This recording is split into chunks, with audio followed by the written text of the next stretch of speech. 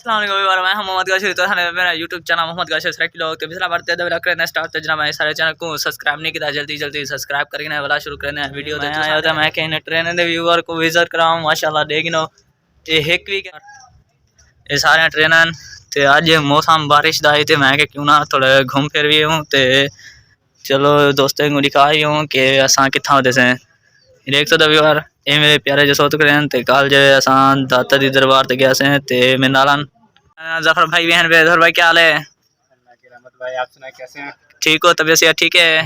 क्या करने आए हो? घूमने के लिए आए भाई। या और जफर भाई उत्ते चढ़े रहे हैं ट्रेन दे उते। जफर भाई क्या करने दो? वैसे बैठा हूं घूमने के लिए यहां पे। सही है। और सुनाओ या मैं भी ऊपर आ जाऊं?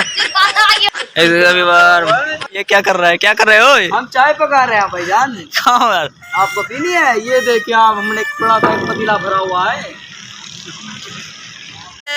पिछू हाँ ट्रेन उत्ते बैठे थे ते तले कितनी चिकी है ते असा उत्ते बैठे थे यार। इथों जफर भाई तुसा कोई तो छलांग मारते दिखे सन ओ भाई दाम ने जफर भाई चल भाई जफर भाई कम ऑन ओए ओए आराम से वाह जी। फिर से एक जफर छलांग लगा रहे हैं जफर भाई। ये देखो आसानी से घूम रहे हैं ये तो ऊपर ट्रेन के ऊपर। प्यारा सा कजन है वो ये क्या कर रहा है?